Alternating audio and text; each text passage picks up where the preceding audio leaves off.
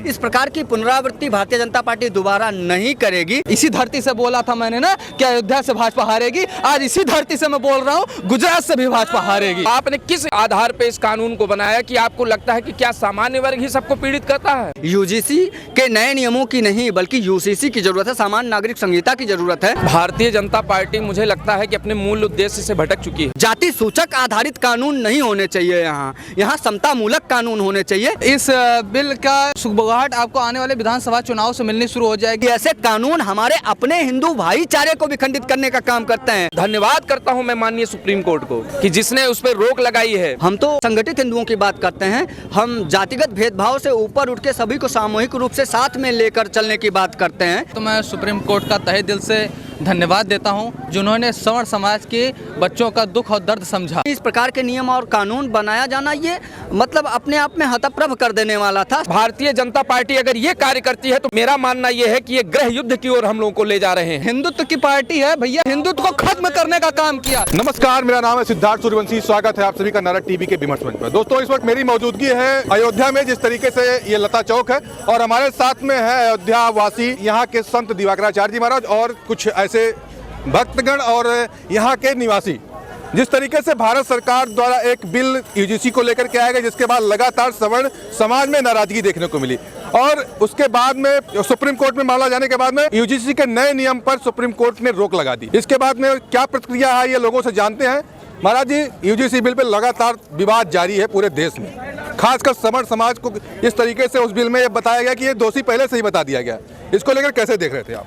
देखिए, सबसे पहली बात तो संगठित हिंदुओं की उपज है भारतीय जनता पार्टी, और किसी ने कभी कल्पना भी नहीं की होगी कि जो हिंदू संगठनों की बात करती है, हिंदू एकजुटता की बात करती है, उनके नेतृत्व के माध्यम से यूजीसी अंडरग्राउंड कमीशन में इतने बड़े कानून और नियम आ जाएंगे कि विश्वविद्यालयों में जो वित्तीय जो है सहायता के लिए यूजीसी लाया गया था, उसमें नियम और कानून लाके विद्यार्थियों पर जाति आधारित जो है उस पर प्रसाधन के माध्यम से नियंत्रण करने का काम किया जाएगा और जाति आधारित उसको चिन्हित करके और उस पर कार्यवाही संपादित की जाएगी। यह पूरी तरीके से कहीं ना कहीं मुगलिया या यूं कहें अंग्रेजों वाला नियम था, डिवाइड एंड रूल्स, जिस पर माननीय सुप्रीम कोर्ट ने एससी ने स्वतः ही संज्ञान लिया और उसको तत्काल प्रभाव से अवरुद्ध करने का काम किया। अगली सुनवाई 19 मार्च को होनी है, तो मैं मानता हूं कि ये स्वागत योग्य है। इस प्रकार की पुनरावृत्ति भारतीय जनता पार्टी दोबारा नहीं करेगी और यदि ऐसा करती है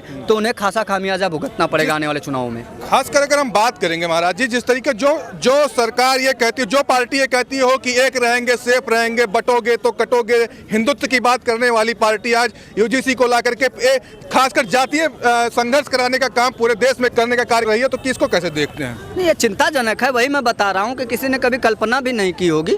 हम तो आज संगठित हिंदुओं की बात करते हैं, हम जातिगत भेदभाव से ऊपर उठ के सभी को सामूहिक रूप से साथ में लेकर चलने की बात करते हैं, एकजुटता की बात करते हैं। वहीं इस प्रकार के नियम और कानून बनाया जाना ये मतलब अपने आप में हतप्रभ कर देने वाला था। सभी लोग आश्चर्यचकित थे कि आखिर ऐसा कैसे हो गया उस भारतीय जनता पार्टी के नेतृत्व में, जहां वैश्विक स्तर के नेता हैं प्रधानमंत्री श्री नरेंद्र मोदी जी, राजनाथ सिंह जी, अमित शाह जी और धर्मेंद्र प्रधान जी, अच्छे अच्छे नेता हैं उसमें। और इस प्रकार के भेदभावपूर्ण जो आए हैं नियम और कानून, ये कहीं ना कहीं समाज में जो एक कुंठित मानसिकता को प्रकट करने का काम करता है, समाज को जाति आधारित बांटने का प्रयास करता है। आज हिंदुओं को सामूहिक रूप से संगठित करने की जरूरत है। यूजीसी के नए नियमों की नहीं बल्कि यूसीसी की जरूरत है, सामान्य नागरिक संहिता की जरूरत है। निरंतर हम लोग सामान्य नागरिक संहिता की बात कर रहे हैं, एक देश एक कानून की बात कर रहे हैं, सभी के लिए सामान्य न्याय और सामान्य कानून का अधिकार हो। इस प्रकार के कानून बनाए जाएं, इस प्रकार के कानून ना बनाए जाएं कि हम हिंदू आपस में ही लड़ते रहें। ऐसा लग रहा है जैसे अंग्रेजों को सरकार में लाना है, ऐसा लग रहा है जैसे मुगलों को स्थापित करवाना है पुनः भारत में कि आपस में हिंदुओं को लड़ाओ। ये ठीक बात नहीं है। कोई भी जो वो किसी भी वर्ग का हो, किसी भी समाज का हो, किसी भी जाति का हो, यहाँ तक कि किसी भी मतांतर पंथ समुदाय का हो, यदि वो शोषित है भारत जैसे देश में, पीड़ित है भारत जैसे देश में, जो दुनिया का सबसे बड़ा लोकतांत्रिक देश है, जो दुनिया का सबसे बड़ा संवैधानिक देश है, उसके ऊपर तत्काल प्रभाव से कार्यवाही होनी चाहिए। इस आधार पर नहीं कि वो ब्राह्मण, बनिया, लाला या किस जाति से आता है। जाति सूचक आधारित कानून नहीं होने चाहिए। यहाँ समता मूलक कानून होने चाहिए। यहाँ न्याय पूर्ण व्यवहार किए जाने चाहिए, इस प्रकार के व्यवहार नहीं होने चाहिए। सुप्रीम कोर्ट ने जिस तरीके से रोक लगाया कि हमारी देश की आज़ादी को 75 साल हो गए, उसके बाद भी आज समान अधिकार की बात हो रही है। नहीं, जो भी देखिए ऐसा है, मैं पुनः इस बात को दोहराऊंगा कि आज समान नागरिक संहिता की ज़रूरत है। आप सरकार में हैं और आपने बात की है, आप यूसीसी लाने की बात कर रहे हैं, आप गौ संरक्षण की बात कर रहे हैं, इन विषयों पे आपको काम करने की आवश्यकता है। उन चीज़ों को, ऐसे विषय को आपको कभी समाज में नहीं लाना चाहिए अथवा प्रकाश में नहीं लाना चाहिए जो समाज को विभाजित करने का काम करता हो, हिंदू समाज को आपस में लड़वाने का काम करता हो। ये पूरी तरीके से कहीं ना कहीं लग रहा था कि अंग्रेजों का कानून आ गया क्या, कोई मुगल आक्रांता भारत में उतर आया क्या। आखिर किसके दबाव में इस प्रकार के नियम और कानून लाए गए कि विद्यालयों में बच्चे आपस में लड़े। बताइए, जो विद्यालय पढ़ लिख के समाज को एकजुट करने के लिए काम करेंगे, उन्हीं बच्चों के अंदर इस प्रकार की वैमनस्यता भर दी जाएगी और आपस में ही वो शुरू से ही लड़ना प्रारंभ कर देंगे कि भाई हमारे पक्ष में तो यूजीसी है, और वो इस बात से डरेंगे कि हमारे साथ में यूजीसी नहीं है, कहीं कोई बात ना हो जाए। तो हम आपस में जो भाईचारा और सद्व्यवहार की एक मर्यादा होती है, उसको तो हम शुरुआत से ही तोड़ने का काम करते हैं, हमारी नींव ही कमजोर डाली जा रही है। तो इस प्रकार के कानून की पुनरावृत्ति नहीं होगी। माननीय सुप्रीम कोर्ट से भी हम निवेदन करेंगे कि इसको संपूर्ण रूप से प्रतिबंधित किया जाए। इसको अब अवरुद्ध करने की जरूरत नहीं है, संपूर्ण रूप से प्रतिबंधित करने की जरूरत एक है। सवाल, अगर प्रतिबंधित कर आप सुप्रीम कोर्ट अगर हम बात करेंगे, सुप्रीम कोर्ट टिप्पणी कर सकता है, लेकिन कानून बनाने का अधिकार संसद को है। ये भी एक बड़ा सवाल होता है। क्या ये चीज अगर सुप्रीम कोर्ट ने टिप्पणी तो अपनी कर दी, क्या संसद इस बात को मानेगा? बिल्कुल नहीं। ये चीज हो चुका है। जब SC/ST कानून को सुप्रीम कोर्ट ने कहा पलटा था, उसी को इन्होंने दूसरा कानून ला करके थोपा था। उस समय की भी बात है, 2019 की बात। देखिए, पूरे देश में विभिन्न क्षेत्रों, विभिन्न जनपदों से चुन के गए जो माननीय सांसदगण हैं, वो हर वर्ग, हर समाज, हर तबके के लोग हैं, और मैं मानता हूं कि वो हर समाज और हर वर्ग का वोट पाकर ही माननीय सांसद चुने गए हैं, जो लोग सभा में बैठकर और इस प्रकार के कानूनों पर अपना अंतिम मुहर लगाने का काम करते हैं।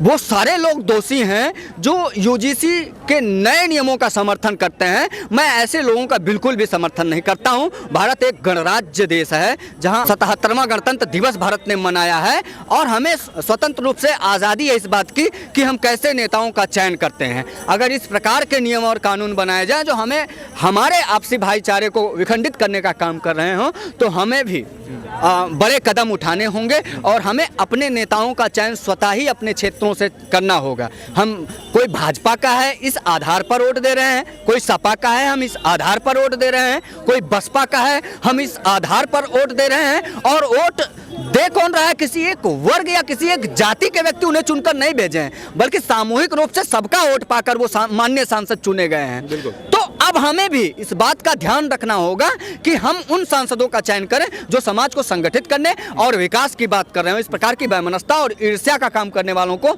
हम कभी भी समर्थन नहीं करेंगे। जो भी इस बिल का समर्थन करता हो, ऐसे लोगों का हम समर्थन नहीं करते हैं। और हम निवेदन करना चाहेंगे देश के यशस्वी प्रधानमंत्री नरेंद्र मोदी जी से, और शिक्षा मंत्री धर्मेंद्र प्रधान जी हैं शायद, उनसे भी निवेदन करेंगे कि भाई साहब ऐसे नियम और कानून मत लाइए। सर्व समाज के लोगों ने ही आपको चयन करके भेजा है, और आप वही भारतीय जनता पार्टी राजनीतिक दल हैं जो 1984 से पहले आप 2 सांसद भी नहीं थे। तो संगठित हिंदुओं ने ही आपको विश्व का सर्वाधिक लोकप्रिय और दुनिया की सबसे बड़ी राजनीतिक पार्टी के रूप में स्थापित करने का काम किया है। और माननीय प्रधानमंत्री श्री नरेंद्र मोदी जी को विश्व का सर्वाधिक लोकप्रिय नेता के रूप में स्थापित करने का काम किया है। उन्हीं हिंदुओं को विखंडित करके न सिर्फ आप हिंदुओं को कमजोर करेंगे, बल्कि भारतीय जनता पार्टी को भी रसातल में ले जाने का काम करेंगे। तो बार बार ये आग्रहपूर्वक निवेदन है, हम सभी लोगों ने कितनी मेहनत की है। पता है, एक साधु होने के नाते अयोध्या से मैं सनातन धर्म प्रचारक दिवाकराचार्य महाराज अपने आप को कहता हूँ, लेकिन जब यूजीसी पे हमें बोलना पड़ता है तो हमें लगता है कि कहीं ऐसा ना हो कि समाज में एक मैसेज जाए कि हम किसी के साथ भेदभाव अथवा कुछ इस प्रकार का व्यवहार कर रहे हैं जो किसी अन्य वर्ग को बुरा न लग जाए। जबकि वास्तविकता ये है कि ऐसे कानून हमारे अपने हिंदू भाईचारे को विखंडित करने का काम करते हैं। तकलीफ इस बात की है, हमें किसी के साथ न्याय हो रहा हो, किसी के साथ व्यवहार हो रहा हो, हम खुले तौर पर आकर उसको समर्थन करते हैं। लेकिन किसी भी एक वर्ग और समाज को ये मान लेना कि यही अपराधी है और इसी के लिए ये कानून लाया जाएगा, इसी को माना जाएगा कि ये दोषी है, ये सामान्य वर्ग के ही विद्यार्थी दोषी हैं, तो ये पूरी तरीके से गलत है। उन सारे विद्यार्थियों को, चाहे वो किसी भी वर्ग के हों, आपस में वैमनस्यता बढ़ाने का काम करेगा और उनके नींव को कमजोर करने का काम करेगा। माननीय सुप्रीम कोर्ट के न्यायालय जो दलीलें हैं उसको सुनने योग्य, भारतीय जनता पार्टी उसे नसीहत लेने का काम करेगी। और मैं पुनः बहुत बहुत धन्यवाद दूंगा माननीय सर्वोच्चतम न्यायालय का। देश में न्याय है, लोकतंत्र है, देश में संविधान है और भारत में सर्वोच्च न्यायालय स्थापित है जहां भगवान राम को भी न्याय मिला है। तो आशा करते हैं कि इस प्रकार के जो काले कानून है वो कभी भी पास नहीं होंगे और मोदी जी को भी चाहिए कि ऐसे काले कानूनों की पुनरावृत्ति ना करिए। श्रीमान जी, हम लोग निरंतर आपका प्रचार प्रसार करते हैं, हमें आपसे वैमनस्यता नहीं है, लेकिन ऐसे कानून आएंगे तो विवशता है कि साधु संत भी सड़कों पर आकर बोलने के लिए इसलिए विवश हो जाते हैं कि भाई सत्य सनातन धर्म में हमारे हर वर्ग हर समाज के हिंदू भाई आते हैं और वो आपस में ही लड़ने लगेंगे तो फिर हम तो हाथ धो के बेकार हो जाएंगे, हमारी पूरी मेहनत बेकार हो जाएगी। हमें अभी तक कोई टिकट थोड़ी ना मिला है, हम उसके लिए थोड़ी प्रचार कर रहे हैं, हम हिंदुओं को संगठित करने के लिए प्रचार करते हैं और हमारे लिए सबसे पहले हमारा हिंदू समाज है, हमारा सत्य सनातन धर्म है, उसमें आने वाले सभी वर्ग और सभी समाज के लोग हैं।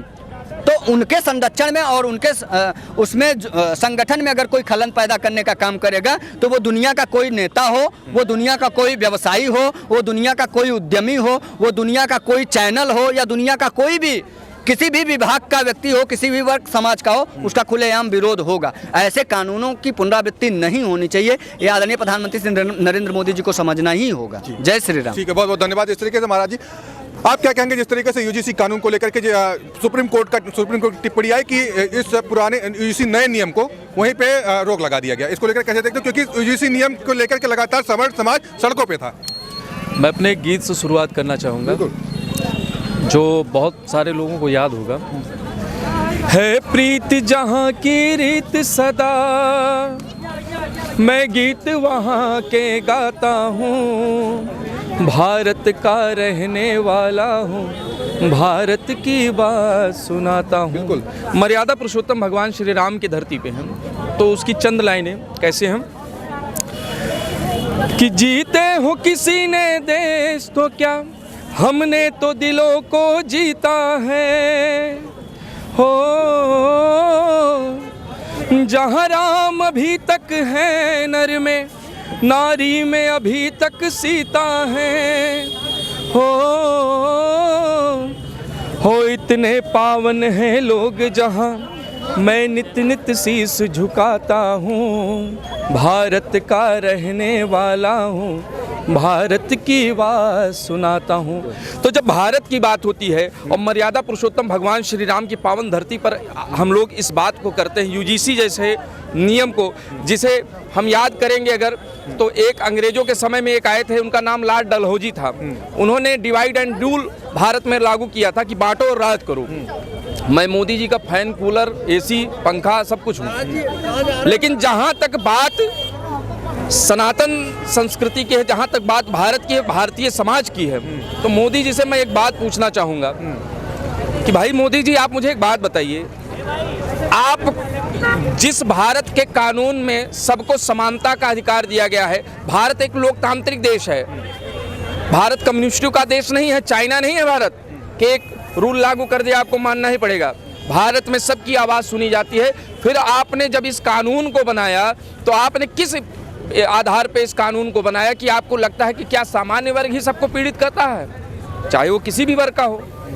ये तो बात सरासर गलत है। मुझे जहाँ तक ये लगता है कि जो अनुच्छेद 14, 15(1) और 21 ये कानून उसका सरासर उल्लंघन करता है और निश्चित तौर पे ऐसे जो है जो भी कानून ऐसे बनते हैं संसद के द्वारा, उनको जो है रोक लगानी चाहिए इस पे। जी, जिस तरीके से भारतीय जनता पार्टी की हम बात करेंगे, भारतीय जनता पार्टी सबका साथ सबका विकास की बात करती है, एक रहोगे सेफ रहो की बात करती है, बटोगे तो कटो की बात करती है, तमाम ऐसी चीज़ों को लेकर बात करेंगे। लेकिन अगर इस यूजीसी नियम को लेकर के जब आती है तो उसमें एक वर्ग को, खासकर एक वर्ग को इतना ज़्यादा ये चिंतित हो जाता है। यूजीसी नियम लाने के बाद समर समाज को ही दोषी ठहरा दिया गया उसमें। देखिए ऐसा है कि भारतीय जनता पार्टी मुझे लगता है कि अपने मूल उद्देश्य से भटक चुकी है। अगर आप राष्ट्रवाद की बात करते हैं तो क्या राष्ट्र में सामान्य वर्ग के लोग नहीं हैं? क्या मैं एक बात कह रहा हूं, क्या गरीब सामान्य नहीं होता है? क्या पीड़ित सामान्य नहीं होता है? तो आपने ये किस आधार पे ये कानून बना दिया? और मैं संसद में बैठे हुए जो हमारे प्रतिनिधि हैं, मैं उनसे पूछना चाहता हूं कि क्या आप सामान्य वर्ग का वोट लेके नहीं वहां पहुंचे हैं? आपको किसने वोट किया है? ये तो सरासर गलत बात। आपको ये चीज बिल्कुल नहीं करनी चाहिए।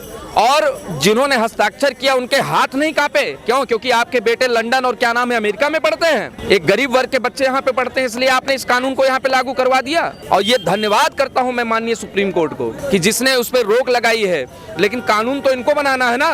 आप सोचिएगा, मेरी आवाज जहां तक जा रही हो, अपने जनप्रतिनिधियों से इसका विरोध दर्ज कीजिए, सोशल मीडिया के माध्यम से, व्यक्तिगत मिलकर उनको जो है दीजिए। नहीं, सुप्रीम कोर्ट के फैसले को क्या ये सरकार, केंद्र सरकार मानेगी कि जिस तरीके से विरोध प्रदर्शन तो लगातार सवर्णों का लगातार जारी है। एक बार ऐसा फैसला कर चुकी है जब SC/ST सुप्रीम कोर्ट ने इसका फैसला दिया कि जांच के बाद गिरफ्तारी होगी, लेकिन यही भारतीय जनता पार्टी की सरकार केंद्र में बैठ करके इस फैसले को पलटते हुए कि जांच से पहले गिरफ्तारी। देखिए, ऐसा है, आपकी बात सही है। इन्होंने जैसे उस कानून में गड़बड़ी किया था, वैसे ही इस कानून में भी इनका जो है मतलब मत हो सकता है। लेकिन ये याद रखा जाए कि जैसे कश्मीर में, मैं अपने आम जनमानस तक जहां जहां ये वीडियो जा रही है, मैं उनसे कहना चाहता हूं कि जब कश्मीर में हिंदू मारे गए थे तो वो केवल कश्मीरी हिंदू नहीं थे, वो हर तरीके के, वो भारत के जो है भारत के नागरिक थे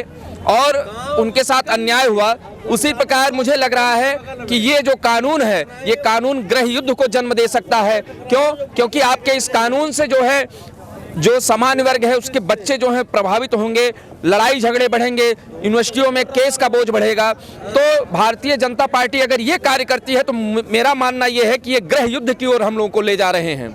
भारतीय जनता पार्टी जो है लड़वाने का काम कर रही है, गृह युद्ध की तरफ हम सबको लेके जा रही है। ठीक है, मैं दोबारा फिर आता हूँ आपके पास। UGC के नए नियम पे सुप्रीम कोर्ट ने रोक लगाया, इसको लेकर कैसे देख रहे हैं? क्योंकि समाज में काफी नाराजगी देखने को मिली। सबसे पहले तो मैं सुप्रीम कोर्ट का तहे दिल से धन्यवाद देता हूं, जिन्होंने सवर्ण समाज के बच्चों का दुख और दर्द समझने का प्रयास किया। और मोदी जी और केंद्र सरकार के लिए मैं कहना चाहता हूं, मोदी जी तो वह धोखेबाज गर्लफ्रेंड निकले सवर्णों के, वे धोखेबाज गर्लफ्रेंड निकले जिन्होंने 2024 में कहा था आई लव सवर्ण, कह के आई लव यू बोला और प्रपोज किया। और 2 साल लव करने के बाद, 2 साल मोहब्बत करने के बाद उनको अगर कोई दूसरा मिल गया तो उन्होंने छोड़ दिया सवर्णों को, उनके हालत पे छोड़ दिया। ये नहीं सोचा कि इनका हाल क्या होगा। तो मगर उनको मैं बताना चाहता हूँ, हम सवर्ण ऐसे नकारा लोग नहीं हैं, हम सवर्ण ऐसे बेकार लोग नहीं है कि अगर आप हमें छोड़ देंगे तो हम किनारे जाकर रो के अपना दुख दर्द कर देंगे और जान दे देंगे। हम वे लोग हैं, आपने हमारे साथ धोखा किया है तो हम आपका धोखे का जवाब धोखे से देंगे। और आपने जो हमारे साथ आई हेट यू का कहा है, उसका आई हेट यू का जवाब आई हेट यू टू के साथ हम देंगे। और आपके ईट से ईट बजाने का काम सवर्ण समाज करेगा, उसका छात्र संगठन करेगा। क्या कहे तो मतलब भारतीय जनता पार्टी की तरफ जिस तरीके से सवर्ण समाज है, क्या उससे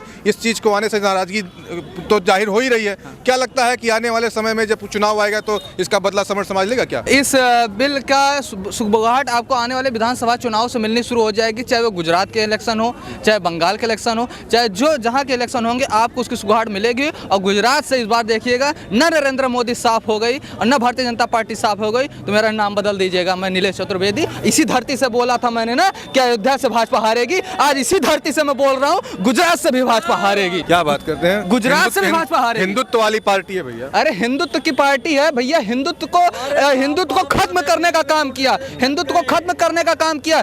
जिस हिंदुत्व के, जिस सवर्ण समाज के बाप दादाओं ने, पूर्वजों ने विरासतें छोड़ दिया, जिन समाज के लोगों ने विरासतों को, ना जाने कितनी विरासतें हमारी मौजूद हैं, आज उन लोग हमें 10% आरक्षण का सौगात दे के हमारे ऊपर एहसान कर रहे हैं। अरे नहीं चाहिए आपका 10% आरक्षण, ले जाइए, नौकरियां ले जाइए, हमारी विरासतें हमें वापस कर दीजिए।